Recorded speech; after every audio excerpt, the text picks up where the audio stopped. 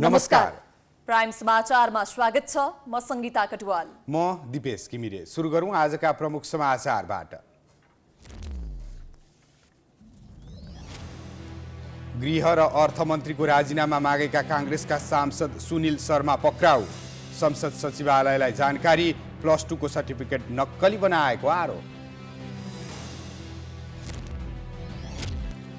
जेलमा रहेका पूर्व मन्त्रीहरू बालकृष्ण र टोप बहादुरलाई भेट्नेको लर्को।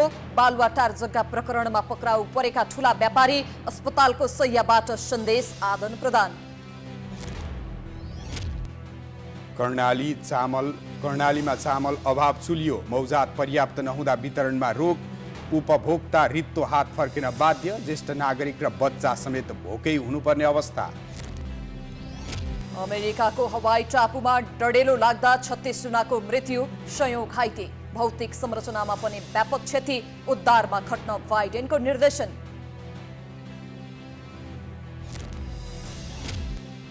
र नेपाली राष्ट्रिय फुटबल टिमका खेलाडी एकपछि अर्को गर्दै विदेश पलायन। आज राष्ट्रिय टोलीका 2 सदस्यसहित 3 खेलाडी अस्ट्रेलिया प्रस्थान।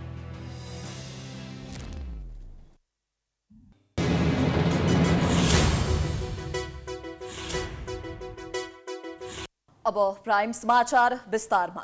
सुन तस्करी प्रकरणमा गृह र अर्थमन्त्रीको राजीनामा माग्दै आएका नेपाली कांग्रेसका सांसद सुनिल शर्मा पक्राउ परेका छन्। डाक्टरी पढ्दा +2 को नक्कली सर्टिफिकेट बनाएको आरोपमा उनलाई पक्राउ गरिएको प्रहरीले जानकारी दिएको छ। उक्त प्रमाणपत्रका आधारमा उनले MBBS अध्ययन गरेका थिए। केन्द्रीय अनुसन्धान ब्युरो CIBले शर्मालाई पक्राउ गरिएको बारे संसद सचिवालयलाई आजै जानकारी गराएको छ। संसद सचिवालयलाई पत्र पठाएर जानकारी गराएको CIBले जनाएको छ। सांसद पक्राउ गर्दा संसद सचिवालयलाई जानकारी दिनुपर्ने व्यवस्था अनुसार CIBले संसद सचिवालयलाई पत्र लेखेको हो।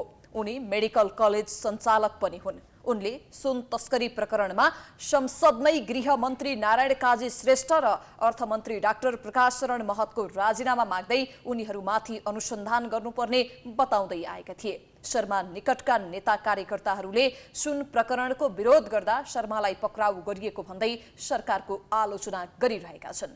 उनी मोरङ क्षेत्र नम्बर 3 बाट प्रतिनिधि सभामा निर्वाचित कांग्रेस सांसद हुन्। शर्मा कांग्रेस नेता शेखर कोइराला पक्षका मानिन्छन्। नेपाली नागरिकलाई भुटानी शरणार्थी बनाएर अमेरिका पठाउँछु भन्दै करोडौं असुली गरेको प्रकरणमा तत्कालीन उपप्रधान एवं ऊर्जा मन्त्री टोप बहादुर रायमाझी र पूर्व गृहमन्त्री बालकृष्ण खाँड लगायत व्यक्तिहरू यतिबेला जेलमा छन्। उता ललिता निवास जग्गा हिनामिना प्रकरणमा व्यवसायी मीन बहादुर गुरुङ लगायतका अन्य व्यक्तिहरू पक्राउ परेका छन्। केही आरोपित अस्पतालमा छन् त केही पूर्वपक्षका लागि थुनामा छन्। आखिर उनीहरूको दैनिकी के कसरी बितिरहेको छ त? नक्कली भुटानी शरणार्थी प्रकरणमा थुनामा रहेका उच्च तहका हाई प्रोफाइल प्रतिवादीहरूको केन्द्रीय कारागारमा दिनचर्या कसरी बितिरहेको छ? आज हामी उनीहरूको दिनचर्या कसरी बितिरहेको छ, थुनामा रहेका हाई प्रोफाइल आरोपितहरूलाई, थुनुवाहरूलाई को भेट्न आउँछन् त्यसको नालीबेली देखाउन गइरहेका छौँ। गत वैशाख 27 गते बुधबार बिहान नक्कली शरणार्थी प्रकरणमा पूर्व गृहमन्त्री बालकृष्ण खाँड पक्राउ परे। त्यस अगाडि वैशाख 20 गते नै पक्राउ पूर्जी जारी भएर फरार रहेका एमाले सचिव एवं तत्कालीन उपप्रधान तथा ऊर्जा मन्त्री टोप बहादुर रायमाझी वैशाख 31 गते पक्राउ परे। अदालतले असार 1 गते यी 2 पूर्व मन्त्री सहित 16 जनालाई पूर्वपक्षको लागि जेल चलान गर्यो। त्यति बेला नै पक्राउ परेका बहालवाला सचिव टेकनारायण पाण्डे पनि उनीहरूसँगै जेल चलान भएका थिए। यति बेला उनीहरू सुन्दरा स्थित केन्द्रीय कारागारमा छन्। 3506 कैदीबन्दी बीच पूर्व मन्त्री खाँड र रायमाझीले केन्द्र अर्थात् गोलघर कारागारमा जेल जीवन बिताइरहेका छन्। पूर्व मन्त्रीहरूलाई पनि अन्यलाई सरह दैनिक 80 रुपैयाँ खर्च र 700 ग्राम चामलको व्यवस्था गरिएको छ। खाँड र रायमाझी दुवैलाई भेट्न जानेहरूको लाइन पनि बाक्लै हुने गरेको छ। उनीहरूलाई बहालवाला सांसददेखि मन्त्रीसम्म भेट्न पुग्ने गरेको केन्द्रीय कारागारले जनाएको छ। कारागार कार्यालयले सबै कुरा चाहिँ अब त्यसरी फेरि खुला रूपमा चाहिँ भन्दैन पनि यहाँहरूले प्रश्न सोधेको हुनाले म केसम्म जानकारी गरौँ भनेदेखि उहाँहरूलाई राजनीतिक व्यक्तिहरूलाई भेट्नको लागि राजनीतिकै व्यक्तिहरू आउनु भयो। यहाँहरूले पनि अब मिडियामा पनि सुन्नुभएको थियो, मन्त्रीसम्म भएका व्यक्तिहरू चाहिँ आउनुहुन्छ र सर्वसाधारण अब शुभचिन्तक कार्यकर्ताहरू होइन शुभेच्छुकहरू त आउनु नै भयो। भेट्न आउने अधिकांशलाई पूर्व गृहमन्त्री बालकृष्ण खाँडले आफ्नो कुनै गल्ती नभएको बताउने गरेका छन्। उनी धेरैजनासँग भावुक अवस्थामा पनि प्रस्तुत हुन्छन्। खाँडलाई भेटिरहने काङ्ग्रेस सांसद रामहरि खतिवडाले पनि सोही विषय दोहोऱ्याउँछन्। नेपाली काङ्ग्रेसको हिजो दुःख गरेकै नेता हो र सङ्गठनमा काम गरेको मान्छे हो। अब परिस्थिति के भयो थाहा छैन, अदालतले निर्णय गर्ला, गलत सहीको बारे उहाँले भन्ला। उहाँ अहिले पनि भनिरहनु भएको छ मेरा बारेमा कसैले जारी दिएको छैन, रिपोर्ट परेको छैन भनेर उहाँ भनिरहनु भएको छ। अब त्यो अदालतले हेर्छ, हामी अदालतलाई हस्तक्षेप गर्ने पक्षमा छौँ। अहिले दोषी पनि भन्दैनौँ न निर्दोष पनि भन्दैनौँ। बालकृष्ण खाँडकी श्रीमती मन्जु खाँड दिनहुँ जसो सुन्धारा पुग्छिन्। 2045 सालमा पञ्चायत विरुद्ध उत्तरदा बालकृष्ण खाँड र टोपबहादुर रायमाझी सँगै पक्राउ परेपछि यही जेलमा राखिएको थियो। शरणार्थी प्रकरण सेलाउन नपाउँदै ललिता निवास जग्गा हिनामिना प्रकरणमा पनि विभिन्न आरोपितहरू पक्राउ परे। पक्राउ परेका मध्ये 4 जनाको स्वास्थ्यमा समस्या देखिएपछि टिचिङ अस्पतालमा उपचार भइरहेको छ। उपचाररत भाटबढनी सुपरमार्केटका सञ्चालक मिनबहादुर गुरुङलाई भिआइपी कक्ष र अन्य 3 जना निर्वाचन आयोगका पूर्व आयुक्त सुधीर कुमार शाह र मालपोत कार्यालय दिल्ली बजारका कर्मचारी द्वय धर्मप्रसाद गौतम र कलाधर देउजालाई क्याबिनमा उपचार गराइरहेका छन्। कतिपयको अब क्यान्सरको रोग पनि छ, प्रोस्टेट क्यान्सर छ कलाधर देउजाको, हामीले सुनेको त्यही हो त्यहाँ बाहिर। त्यसपछि दमको रोग छ, अनि पहिला अर्को रोग पनि थियो, अलिकति मानसिक हिसाबले केही असन्तुलन जस्तो देखिएर केही मानसिक रूपमा नै उपचार भएको उहाँको। त्यसपछि अरू डाक्टरको जस्तोले नै रेकर्ड राखेका हुन्छन् र कतिपय त अब हिँड्न नसक्ने अवस्थामा पनि छन्, अलिकति हिँड्न अप्ठ्यारो भएको छन्, बुढा धेरै भएर यिनीहरूको चाहिँ विभिन्न रोग छ। कसैको एकदम ब्लड प्रेसर हाई भन्ने आएको कुरा, ब्लड प्रेसर हाई छ। कलाधर देउजा अस्पताल भर्ना भएको 3 हप्ता भए पनि अन्य 3 जना भने असारको दोस्रो साता नै अस्पताल भर्ना भएका थिए। पछिल्लो समय चर्चित काण्डको रूपमा चिनिएको शरणार्थी प्रकरण र बालुवाटार जग्गा हिनामिना प्रकरणको छानबिन चलिरहेको छ। अदालतले कहिले मुद्दा टुङ्गो लगाउँछ र को दोषी र को निर्दोष साबित हुने हुन् त्यो भने भविष्यले बताउनेछ। नेकपा एमालेका अध्यक्ष केपी शर्मा ओली नेपाली राजनीतिका चतुर खेलाडी मानिन्छन्। तर ओलीको दबाव थेगी नसक्नु भएपछि प्रचण्डले सत्ता समीकरण परिवर्तन गरेपछि ओली एक्लिँदै गएका थिए। पछिल्लो अवस्थामा त बजेट प्रकरण होस् या 100 केजी सुन हरेक विषयमा संसद अवरुद्ध गर्न थालेपछि रासोपा राप्रपा लगायत अन्य प्रतिपक्षी दलले समेत ओलीको कदमको साथ दिन छाडेका छन्।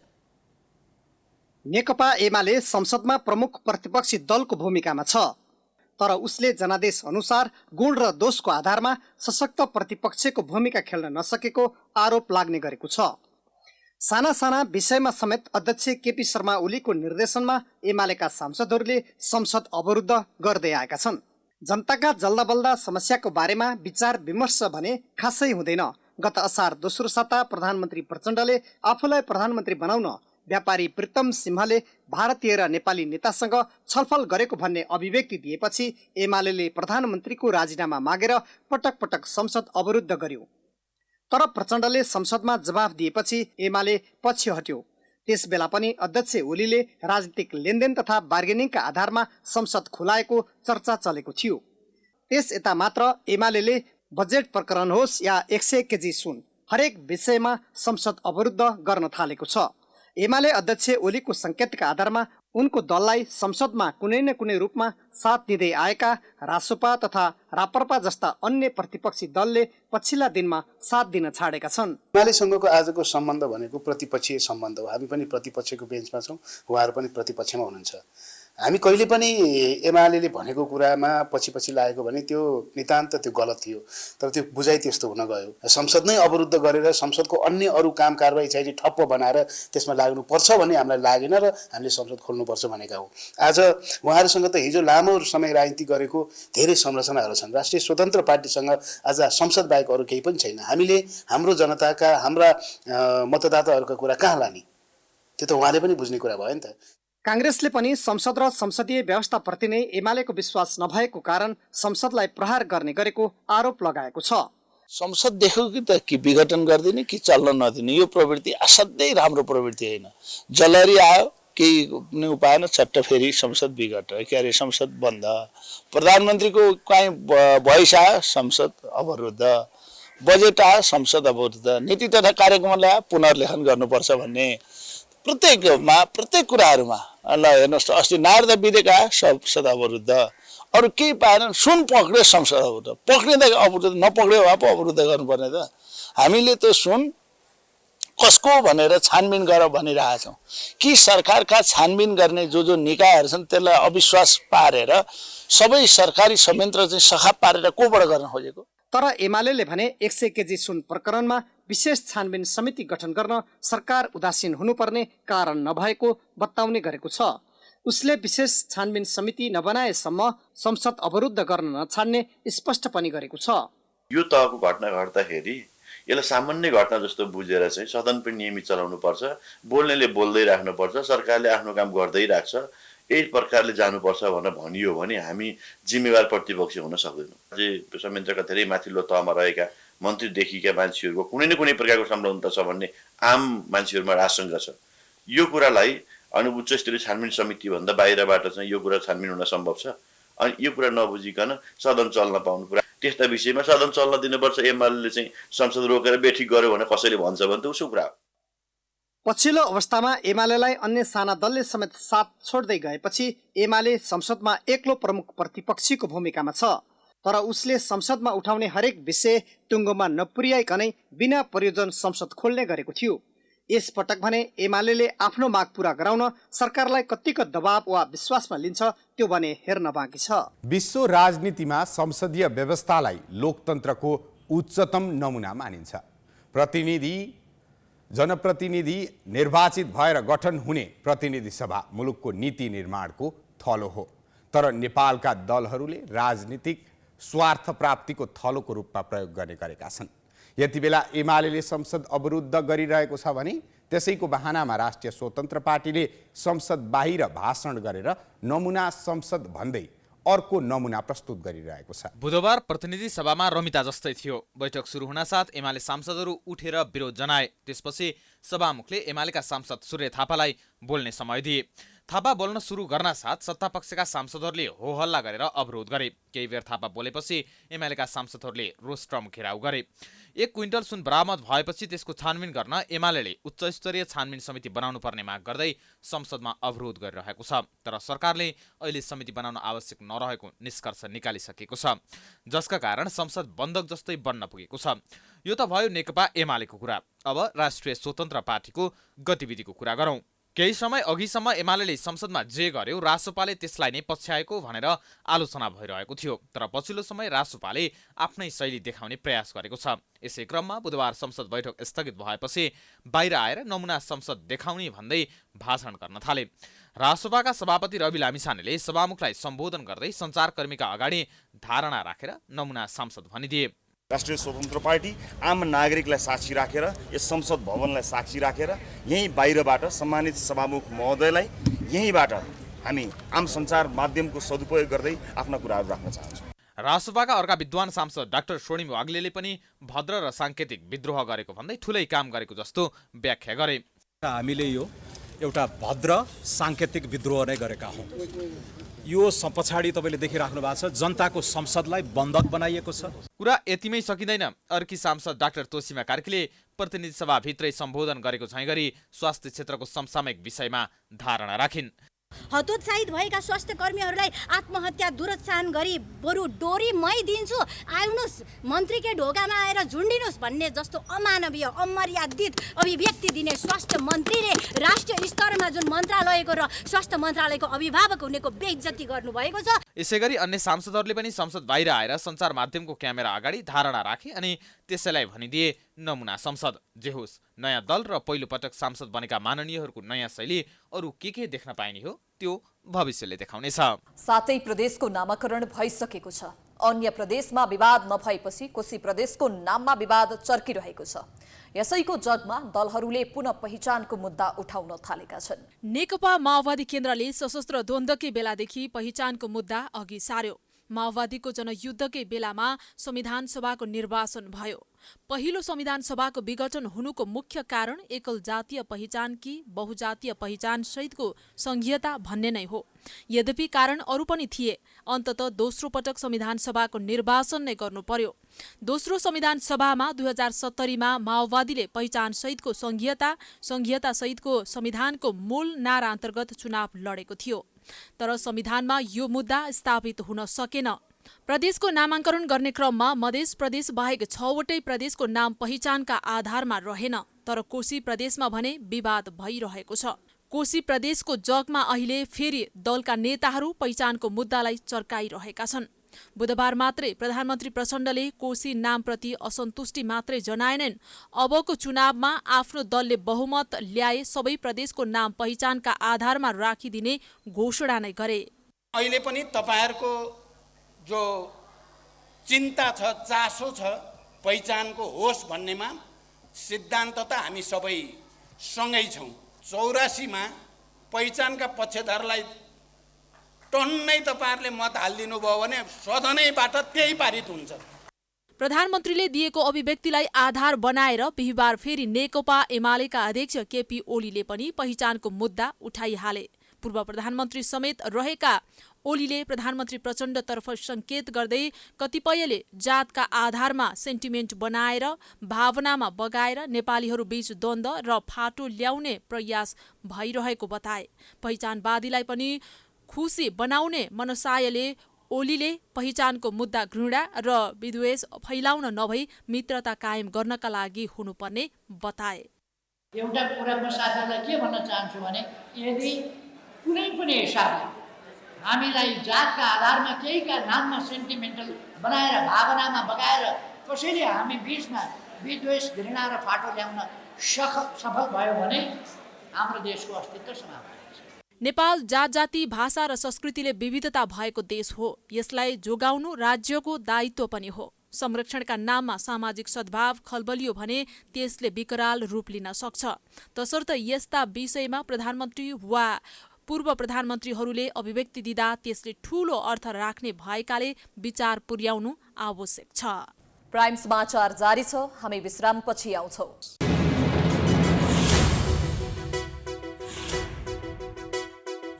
विश्रामपछि स्वागत छ। अब बाँकी समाचार। अपरेसन गरी बच्चा जन्माउने दर 15% भन्दा माथि हुन नहुने विश्व स्वास्थ्य संगठनको मापदण्ड छ। तर पछिल्लो तथ्याङ्क अनुसार नेपालमा सरकारी अस्पतालमै अपरेसन गरी बच्चा जन्माउनेको संख्या वर्षेनी डरलाग्दो गरी उकालो लाग्दै गएको छ। सिजरियन सेक्सन अर्थात् अपरेसन गरेर बच्चा जन्माउनु भन्दा प्राकृतिक रूपमा बच्चा जन्माउनु अत्यन्त राम्रो हो। तर नेपालमा पछिल्लो समय प्राकृतिक रूपमा बच्चा जन्माउने भन्दा पनि अपरेसन गरेर बच्चा जन्माउनेको संख्या डरलाग्दो गरी बढिरहेको छ। परोपकार प्रसूति तथा स्त्रीरोग अस्पतालमा यो वर्ष 24,672 जना डेलिभरी भएको तथ्याङ्क छ, जसमा 14,851 जनाले नर्मल डेलिभरी गराएका छन् भने 9,821 जनाले अपरेसन गरेर बच्चा जन्माएका छन्। यो सुत्केरी भएकाहरूमा 32% हो। यसै अस्पतालमा अघिल्लो वर्ष 25%ले मात्रै अपरेसन गरेर बच्चा जन्माएका थिए। निजी अस्पतालहरूमा पैसा कमाउने होडबाजीका कारण अपरेसन गरेर बच्चा जन्माउनेको संख्या बढ्दै गएको छ भने सरकारी अस्पतालमा समेत अस्पतालहरूले नै जनशक्तिको अभाव तथा बिरामीहरूकै दबाव जस्ता कारण देखाउँदै अपरेसन नै गरिदिने परिपाटी बढेको छ। कम्पिटेन्ट म्यान पावर तथा त्यसको लागि उपयुक्त जनशक्ति र त्यो अनुसार हामीले मोनिटरिङ गर्ने व्यवस्थापन र त्यो व्यक्तिलाई चाहिँ पहिलो अपरेसन गरेको व्यक्तिलाई फेरि नर्मल डेलिभरी गर्दा कहिलेकाहीँ पार्टीहरू फुट्ने डर हुन्छ। त्यसको लागि स्पेसल नर्स मोनिटरिङमा राख्नुपर्ने हुन्छ, जुन चाहिँ हाम्रो जनशक्तिको अभावले गर्दा पनि हामी नसक्ने भएको हुनाले हामीले त्यो रिस्क लिन नचाहने हुनाले आमा र बच्चाको कुरा हुन्छ। त्यसले गर्दा हामीले सिजरियन सेक्सनै बढी प्रिफर गर्छौँ र धेरै दुखाइ अलिकति दुख्न थालेपछि अपरेसनै गर्दै भन्ने र फ्यामिलीबाट पनि प्रेसर आउने डक्टरहरूलाई, चिकित्सकहरूलाई, नर्सिङहरूलाई। तर पनि हामीले सक्दो उहाँहरूलाई काउन्सिलिङ गरेर नर्मल डेलिभरीमै लान्छौँ। तर कहिलेकाहीँ चाहिँ यस्ता केसहरू पनि हामीले सिजरियन सेक्सन धेरै प्रेसर परिसकेपछि सिजन सेक्सन गर्नुपर्ने हुन्छ। जिल्ला जनस्वास्थ्य कार्यालयको तथ्याङ्क मात्रै हेर्ने हो भने पनि काठमाडौँ जिल्लामा 2078-79 37,416 जना डेलिभरी भएका थिए। यी मध्ये 18,328 जनाले नर्मल बच्चा जन्माएका छन् भने 17,241 जनाले अपरेसन गरेर बच्चा जन्माएको तथ्याङ्क छ। त्यस्तै 2079-80 मा 35,618 जना डेलिभरी हुँदा 17,764 जनाले अपरेसन गरेर बच्चा जन्माएका छन् भने 17,623 जनाले प्राकृतिक रूपमा बच्चा जन्माएका छन्। यो तथ्याङ्कले नर्मल डेलिभरी भन्दा पनि अपरेसन हुनेको संख्या बढेको स्पष्ट देखाउँछ।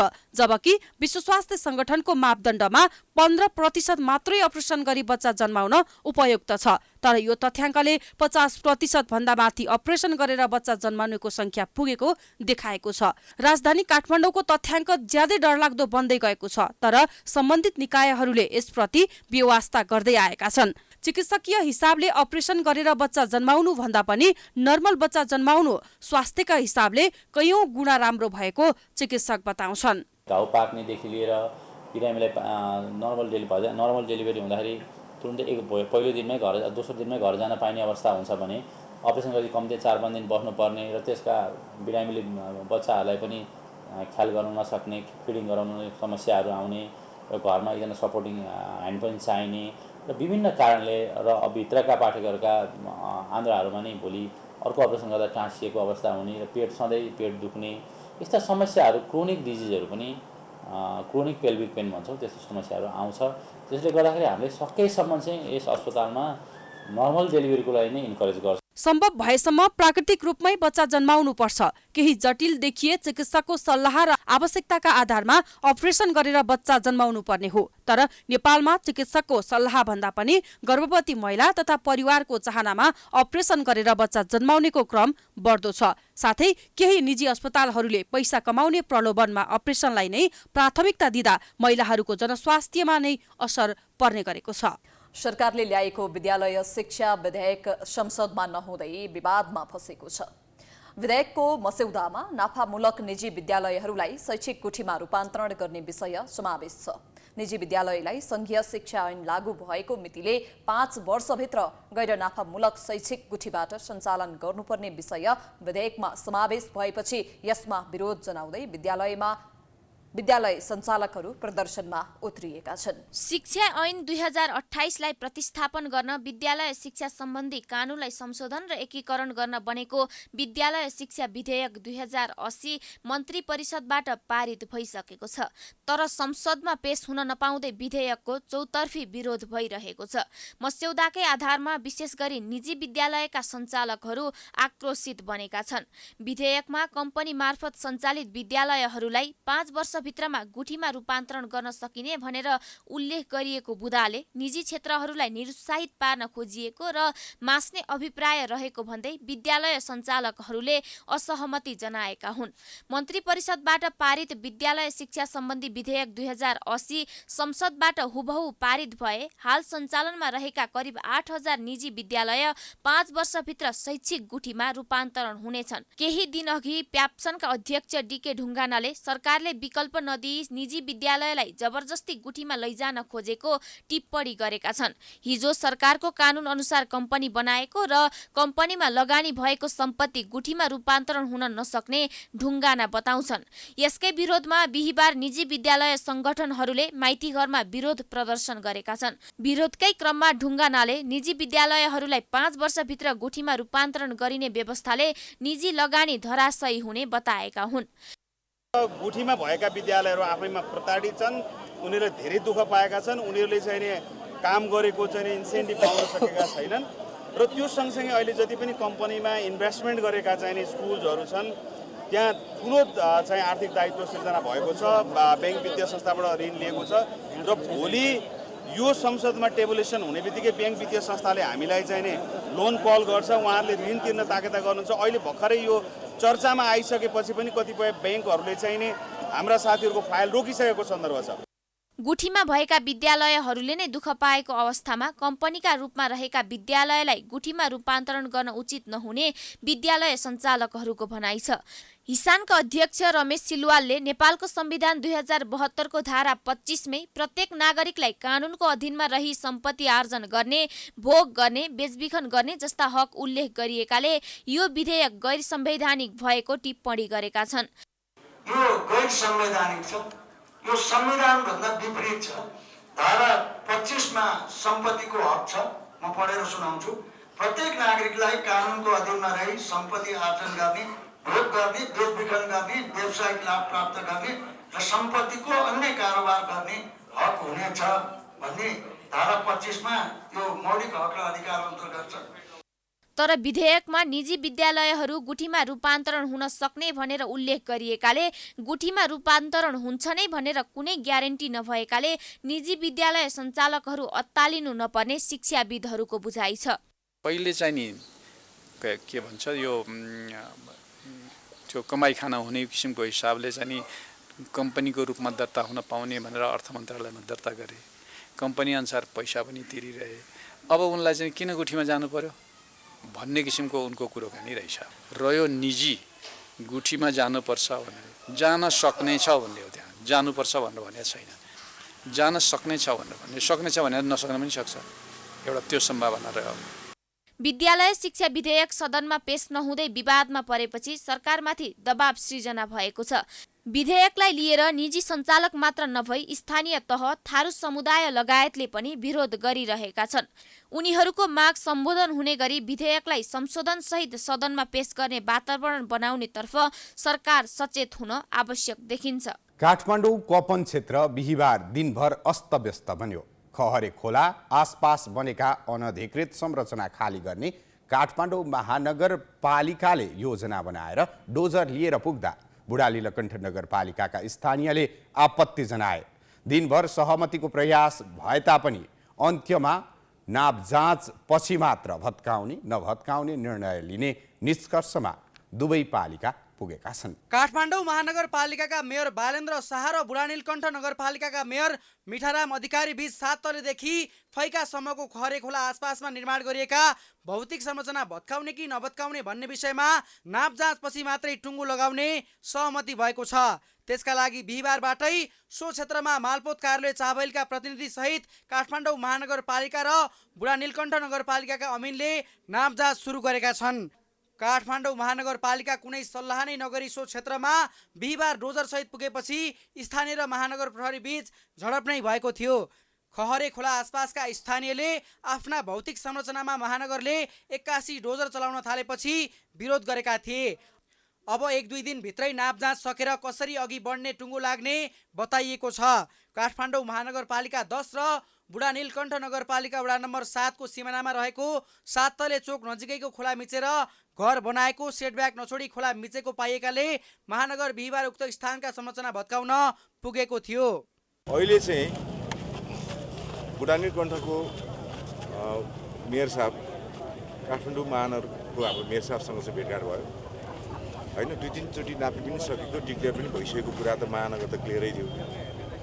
अब अहिले बुढानीलकण्ठ नगरपालिकाको चाहिँ प्राविधिक, काठमाडौँ महानगरपालिकाको प्राविधिक र त्यो नापी विभागको प्राविधिक फेरि पुनः एकचोटि त्यो नापीको प्रतिवेदन आधारमा पहिला जाँच चिन्हलाई फेरि एकचोटि क्लियर गरिदिने देखाइदिने भन्ने कुरा माथिसम्म त्यो क्लियर गरेर मात्रै अनि अगाडि बढ्ने कुरो भयो।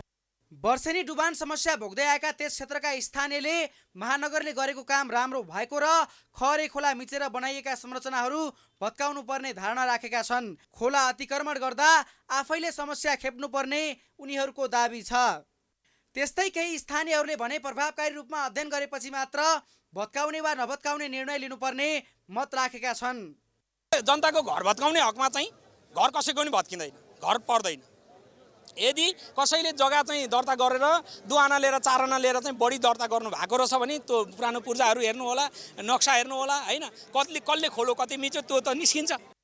खोला मिचेर बनाइएका संरचना नभत्काएसम्म बाढी र डुबानको समस्या समाधान हुन नसक्ने केही स्थानीयको धारणा छ। उनीहरूले भूमाफियाका कारण अहिलेको समस्या सिर्जना भएको भन्दै महानगरले चालेको कदम सही रहेको बताएका छन्। त्यस क्षेत्रमा वर्षेनी बाढीले समस्या उत्पन्न गराउने गरेको छ। बालबालिकाहरूलाई विद्यालय लैजान र ल्याउन पानी परेको बेलामा जोखिम मोलेर आउने जाने गर्नु परेको उनीहरूको गुनासो छ।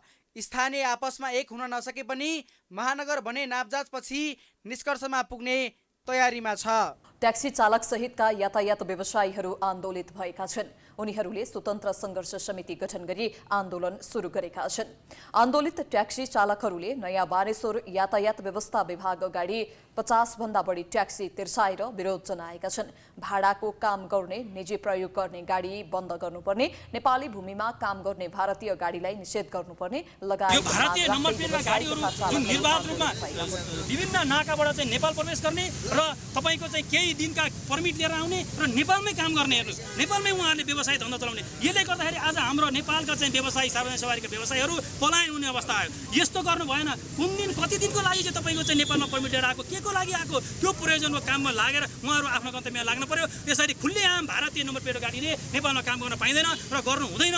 उपत्यकामा ट्याक्सी स्ट्यान्ड व्यवस्थापन गरी साँचो खोस्ने र चालकलाई दुर्व्यवहार गर्ने काम बन्द गर्नुपर्ने, नेपाली अङ्क पहिचान सहितको नेपाली सम्बद्ध GPS नम्बर कायम गर्नुपर्ने उनीहरूको माग छ। यस्तै दुर्घटनामा परि मृत्यु भएमा 25 लाख राहत दिनुपर्ने, ट्याक्सी मिटर सिल चुनिँदा गाडी साहु र चालक जेल जानुपर्ने कानुन खारेज गर्नुपर्ने उनीहरूको माग छ। नेपालभरिको ट्याक्सी भाडा दर एउटै हुनुपर्ने, सम्पूर्ण गाडीको भन्सार 260% छुट हुनुपर्ने र सेतो, पहेँलो, हरियो, नीलो, रातो र कालो प्लेटको गाडी तथा चालकलाई समान व्यवहार गर्नुपर्ने उनीहरूको माग छ। कर्णाली प्रदेशको विकट जिल्ला मुगुमा चामलको अभाव देखिएको छ। मौजात पर्याप्त नहुँदा खाद्य व्यवस्था तथा व्यापार कम्पनी लिमिटेडले चामल वितरणमा रोक लगाएको छ।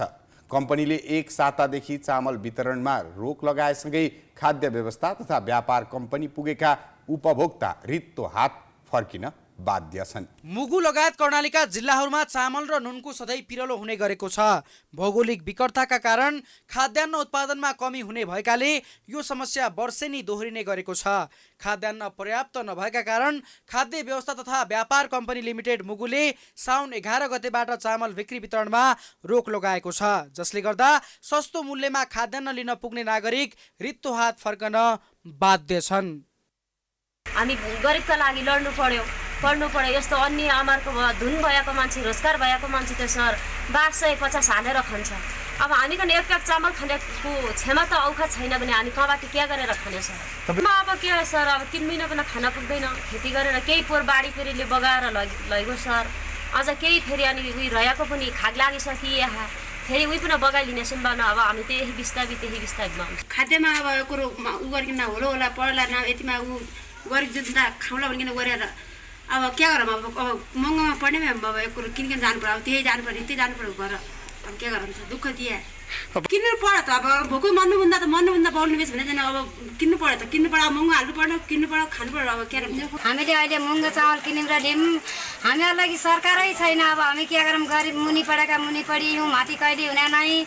हामी यस्ता गरिब जनता स्वस्थ पाउँदा केही तेल तोडी खाउँदा उरिया पैसा भनिकन आयो। नास्ता खाने पनि अनि नास्ता खाने पैसा नपुगेर पनि अहिले हामीले अनि महँगो हालेर ल्याउँ।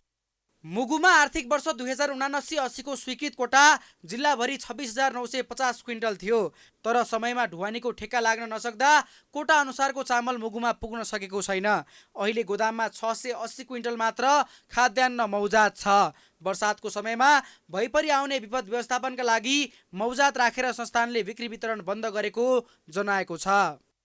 हामीसँग मौजदात चाहिँ एकदम न्यून छ। अहिले 680 क्विन्टल मात्र मौजदात छ र यो बर्खामा हिमाली जिल्लामा भोलि आइपर्न सक्ने विपदलाई मध्यनजर गरेर यो चाहिँ स्टक मौजदात राखिएको। आर्थिक वर्ष 79-80 मा हाम्रो यस जिल्लाको लागि चाहिँ स्वीकृत कोटा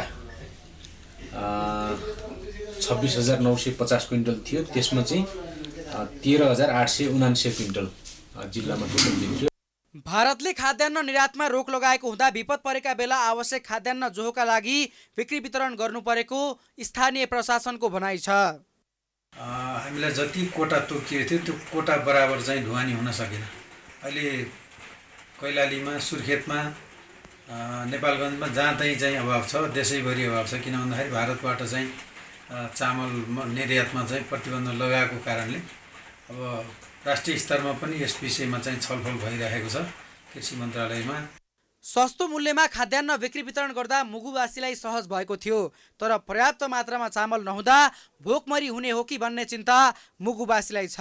खाद्य व्यवस्था तथा व्यापार कम्पनीमा पर्याप्त चामल लगायत खाद्यान्न नहुँदा स्थानीयले बाहिरबाट चर्को मूल्यमा चामल किन्न बाध्य छन्।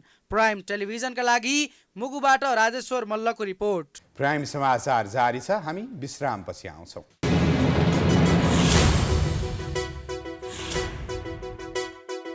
विश्रामपछि स्वागत छ। अब बाँकी समाचार। ललितपुर महानगरपालिकाले पाटन दरबार स्क्वायर क्षेत्रका मन्दिरमा हुने अवांछित क्रियाकलापमा रोक लगाएको छ। मन्दिर परिसरमा बस्नेहरूले विकृति फैलाउने खालका गतिविधि गरेको भन्दै पाटनका पुरातात्विक क्षेत्रमा बस्न र अनैतिक क्रियाकलाप गर्न रोक लगाइएको नगर प्रहरी प्रमुख सीताराम हाछेथुले जानकारी दिए। विश्व सम्पदा क्षेत्रमा युवा युवतीहरूले फोहोर फाल्ने लगायतका कामहरूले पाटनको सुन्दरतामा पनि ह्रास आएको उनको भनाइ छ। मन्दिरमा माथि गएर अनि केटाकेटीहरू के क्रियाकलाप गर्ने अनि यहाँ बसेर चिया खाने, यहाँ फाल्ने र ड्रग्स खाने काम। र यो बस्दाखेरि यो जुन हाम्रो बहुमूल्य चित्र, बहुमूल्य भगवान्को मूर्तिहरू सबै बाङ्गो टिङ्गो भएर सबै ढुङ्गाले त्यो खुट्टाले हिर्काउँदाखेरि चाहिँ बिग्रिसकेको छ।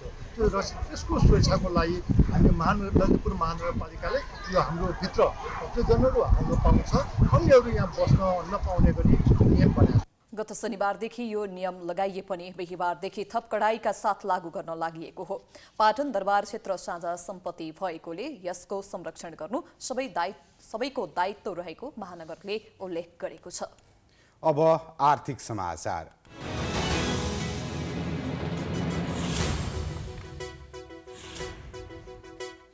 नेपाल विद्युत प्राधिकरणले सर्वसाधारणमा शेयर जारी गर्ने प्रक्रिया अघि बढाएको छ। बिहीबार काठमाडौँमा आयोजित पत्रकार सम्मेलनमा प्राधिकरणका प्रबन्ध निर्देशक कुलमान घिसिङले प्राधिकरण ऐन 2041 बमोजिम सर्वसाधारणमा शेयर जारी गर्ने प्रक्रिया अघि बढाइएको जानकारी दिएका हुन्। उनले गत आर्थिक वर्षमा प्राधिकरणको नाफा 12 अर्ब 33 करोड रुपियाँ रहेको बताए। सुक्खा यामको समय बढेर विद्युत उत्पादनमा कमी आउँदा र आन्तरिक माग धान्न विद्युत आयात गर्दा नाफा केही प्रतिशत बढी हुने र प्रभावित हुने गरेको उनले बताए। मुलुकभित्र विद्युत बिक्रीबाट कुल 1 खर्ब आम्दानी भएको उनले बताए। प्राधिकरणको विद्युत बिक्री र आयबाट गर्ने आम्दानी 2 वर्ष अघि करिब 81 अरब रुपैयाँ रहेकोमा अहिले बढेर करिब 1 खरब 18 अरब पुगेको छ। विगत 2 वर्षमा आफ्नै स्रोतबाट करिब 48 अर्ब रुपियाँ बराबरको रकम प्रसारण एवं वितरण प्रणाली विस्तार र सुधारमा लगानी भएको छ। सरकारको कोषमा सावा, ब्याज र रोयल्टी गरी करिब 30 अर्ब जम्मा भएको छ। विद्युत खपत बढाउन 51वटा चार्जिङ स्टेसन सञ्चालन भएको र 13वटा चार्जिङ स्टेसनको निर्माण कार्यलाई अघि बढाइएको प्राधिकरणले जनाएको छ। काम गरेको भुक्तानी सरकारले उपलब्ध नगराएको भन्दै निर्माण व्यवसायीहरूले आज पनि काठमाडौँमा प्रदर्शन गरेका छन्। दोस्रो चरणको आन्दोलन अन्तर्गत नेपाल निर्माण व्यवसायी महासंघको अगुवाईमा निर्माण व्यवसायीहरूले काठमाडौँको बिजुली बजार क्षेत्रमा प्रदर्शन गरेका हुन्। व्यवसायीहरूको अरबौं रकम भुक्तान हुनुपर्ने, सबै आयोजनाको एकमुष्ट म्याद थप हुनुपर्ने, मूल्य समायोजन हुनुपर्ने, निर्माण व्यवसायी मैत्री ऐन नियम लागू हुनुपर्ने, निर्माण व्यवसायीको माग सम्बोधनका लागि उच्चस्तरीय वार्ता टोली गठन हुनुपर्ने लगायतका माग राखी व्यवसायीहरू साउन 14 देखि निरन्तर आन्दोलनमा छन्। महासंघको निर्देशन अनुसार राजधानी केन्द्रित आन्दोलन सफल पार्न देशभरका व्यवसायीहरू राजधानी आएका छन्। दोस्रो चरणको आन्दोलनलाई आगामी शुक्रबारसम्म जारी राख्ने महासंघले जनाएको छ। साताको अन्तिम कारोबारको दिन शेयर बजार मापक नेप्से सामान्य अङ्कले बढेको छ।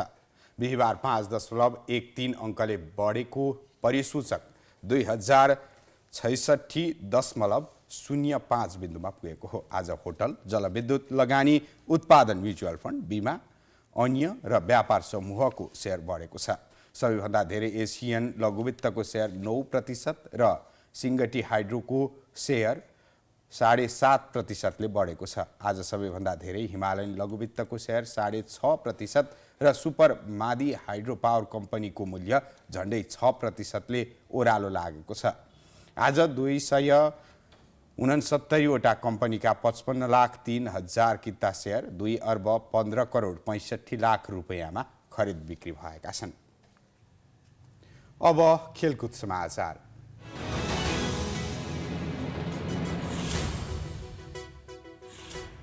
नेपाली राष्ट्रिय फुटबल टिमका खेलाडी एकपछि अर्को गर्दै विदेश पलायन भइरहेका छन्। आज मात्रै थप 3 व्यावसायिक फुटबल खेलाडी अस्ट्रेलिया गएका छन्। राष्ट्रिय टोलीका 2 सदस्यसहित 3 खेलाडी बिहिबार त्यसतर्फ गएका हुन्। राष्ट्रिय टोली तथा मच्छिन्द्र क्लबका मिडफिल्डर पूजन उपरकोटी र सङ्कटा क्लबका डिफेन्डर निशान खड्का तथा राष्ट्रिय टोलीबाट खेलिसकेका नेपाल पुलिस क्लबका बिगर रवि शकर पासवान अस्ट्रेलिया गएका हुन्। यसअघि सोमबार सातो बाटो युवा क्लबका फरवार्ड दीपक राज सिंह ठकुरी अस्ट्रेलिया गएका थिए। पछिल्लो 1 वर्षमा झण्डै 50 नेपाली व्यावसायिक खेलाडी विदेश पलायन भएका छन्। पूजनले राष्ट्रिय टोलीबाट 22 खेल खेलिसकेका छन्। सन् 2020मा बङ्गलादेश विरुद्ध खेल्दै पूजनले राष्ट्रिय टोलीबाट डेब्यू गरेका थिए। सन् 2021मा बङ्गलादेश विरुद्ध खेल्दै निशानले राष्ट्रिय टोलीबाट डेब्यू गरेका थिए। उनले राष्ट्रिय टोलीबाट 2 खेल खेलेका छन्। नेपाल सुपर लिग NSL को अक्सनको तयारी हुँदै गर्दा अस्ट्रेलिया पुगेका केही खेलाडी भने स्वदेश फर्किने तयारीमा रहेको बुझिएको छ। राष्ट्रिय खेलकुद परिषद राखेपमा कार्यरत कर्मचारीहरूले लामो समयदेखि रोकिएको बढुवा प्रक्रिया अगाडि नबढेको भन्दै सङ्घर्षका कार्यक्रम घोषणा गरेका छन्। बिहिबार काठमाडौँमा पत्रकार सम्मेलन गर्दै राष्ट्रिय खेलकुद परिषदका कर्मचारी सङ्घले 27 वर्षदेखि कर्मचारीहरूको बढुवा नभएको भन्दै सम्बन्धित निकायमा जानकारी गराउँदा समेत कुनै सुनवाई नभएको भन्दै सङ्घर्षका कार्यक्रम घोषणा गरेका हुन्। उनीहरूले साउन 26 गते उपत्यकामा रहेका सबै कर्मचारीको भेला गराई कोण सभा गर्ने, साउन 28 देखि 30 गतेसम्म कालो पट्टी बाँधेर काम गर्ने, साउन 31 गते कालो पट्टी बाँधेर 1 घण्टा र साउन 32 र भाद्र 1 गते 2 घण्टा पेन डाउन गर्ने जनाएका छन्। शान्तिपूर्ण सङ्घर्षका बीच आफूहरूको माग पूरा नभई अर्को चरणको आन्दोलनको घोषणा गर्ने संघकी अध्यक्ष सरस्वती केसीले जानकारी दिन्।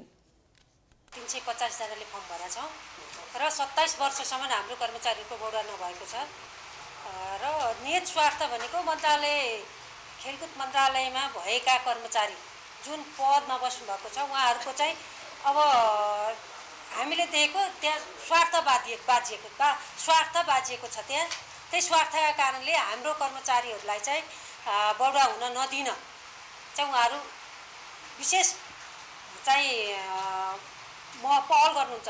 बढुवा नदिनका लागि उहाँ चाहिँ पहल गर्नुहुन्छ, हामी बढुवा हुनका लागि पहल गरिरहेछौँ। राखेपको 116औं बोर्ड बैठकको निर्णय अनुसार बढुवा प्रक्रिया अगाडि बढाइए पनि सरकारवाला निकायले चासो व्यक्त नगरेपछि आन्दोलन सुरु भएको हो। खेलकुद मन्त्रालयबाट नै बढुवा प्रक्रिया राखिएको हो। हामी प्राइम समाचारको अन्त्यमा आइपुगेका छौं। जाँदा जाँदै प्रमुख समाचार पुनः एकपटक। गृह र अर्थमन्त्रीको राजीनामा मागेका कांग्रेसका सांसद सुनिल शर्मा पक्राउ।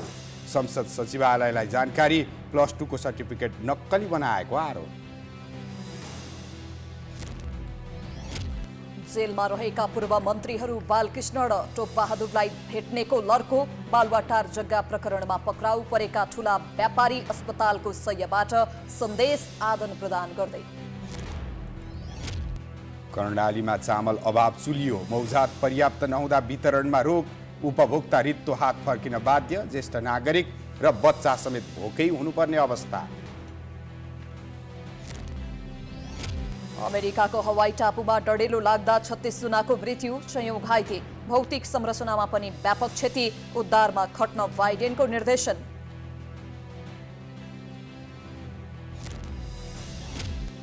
र नेपाली राष्ट्रिय फुटबल टिमका खेलाडी एकपछि अर्को गर्दै विदेश पलायन। आज राष्ट्रिय टोलीका 2 सदस्य सहित 3 खेलाडी अस्ट्रेलिया प्रस्थान।